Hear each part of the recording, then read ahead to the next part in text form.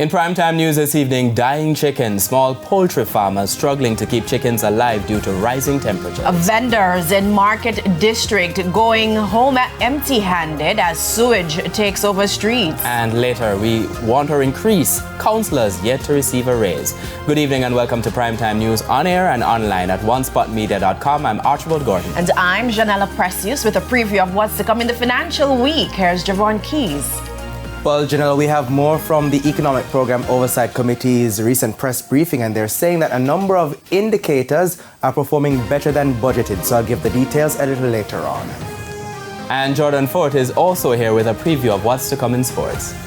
Well, perhaps no surprise to cricket fans around the region. The West Indies' 20-year wait for a test win over India continues as they were hammered today by the Indians and lost the first test. I'll give you the details in Primetime Sports Friday.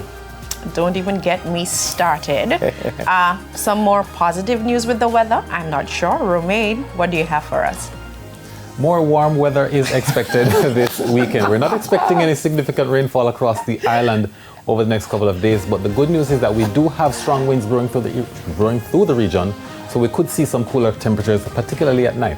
I feel like that's what they call a buried lead. You know, we should have started with that. There's also sports commentary, E-Prime, and weather in this newscast. But before the break, the feedback question. And we are asking tonight, in light of the ongoing crisis in Haiti, should Jamaica be more welcoming to Haitian refugees? Give reasons for your answer. You can share your comments online, facebook.com/television Jamaica, and tweet us at TVJ News Center. Right. Please stay with us. Primetime News returns after this break.